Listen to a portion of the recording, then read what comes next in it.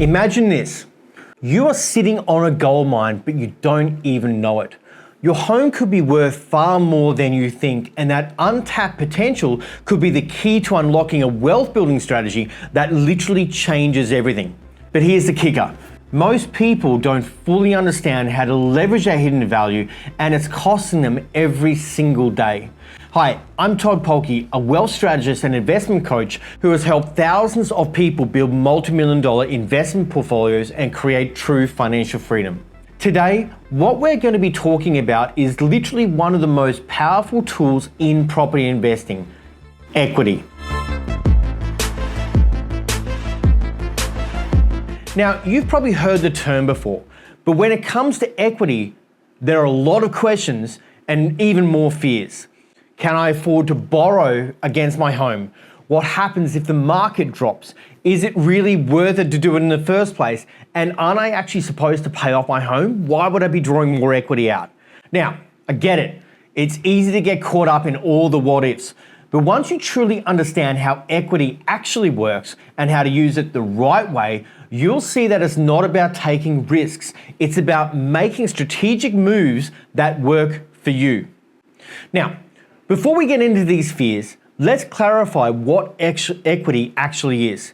Simply put, equity is the difference between what your property is worth and how much you owe on your mortgage. Really simple math. For example, if your home is valued at $500,000 and you still owe $300,000 on it, you do the math on that, then your equity is sitting at $200,000. But here's the thing. Your equity is not a cash asset that you can instantly access. The bank will only let you borrow against a portion of it. So what does this actually look like? Usually, the banks in Australia will lend you between 80 to 90% of your property's values, and that will change depending on which country you're in. But in Australia, it's between 80 to 90%. So in this case, if your house is worth $500,000, the bank might lend you up to $400,000 at 80% or up to $450,000 at 90%. Take out the debt at $300,000 and you are left with potential cash in your hand of between $100,000 to $150,000 to begin growing your portfolio. And yes, you can take that out in cash depending on the lender. Now, this is where it gets really interesting, because once you understand how equity works, you can then use it to invest in more properties or more assets to build your wealth and create long-term financial freedom. It can honestly be one of your greatest leveraging points. Now, of course, when it comes to leveraging equity, fear is a major roadblock.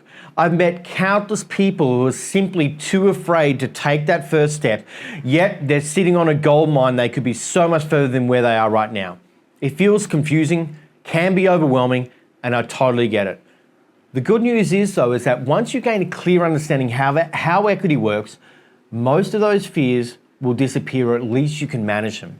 Now, let's take a moment to dig into what's really holding you back. Now, if you've got a specific question or concern around any of this, make sure you drop it in the comments and I'll try and get back to you on this, because I know there's always a lot of questions that come up with this. But right now, I'm going to dive into some of the most common fears and questions I hear from clients time and time again that I've literally heard over the last 2 decades coaching investors how to build multi-million-dollar property portfolios.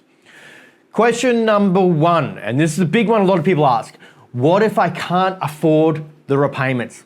I get it, it's a big one. The fear of taking on too much debt.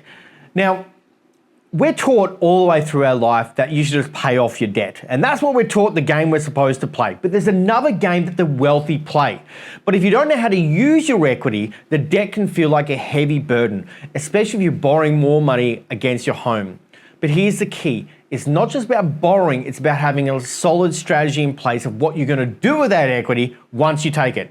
So we don't just take equity out just for the sake of it, right? You need to plan on how to generate returns that will help cover the repayments, but not just that you can then deploy to help you be able to grow your wealth.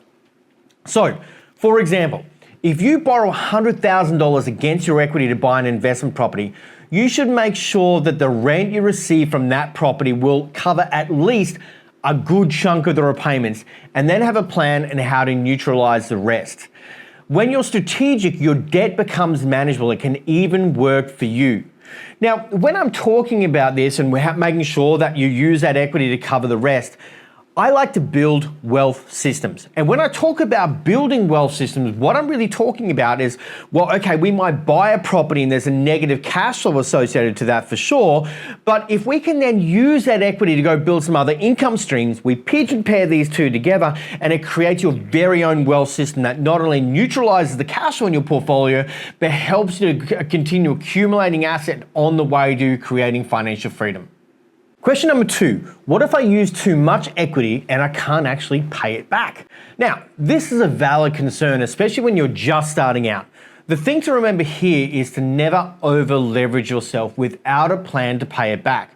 You should never take out more equity than you can comfortably service based on your current income and your future plans of what you're going to do with that equity to grow your wealth and grow your income streams.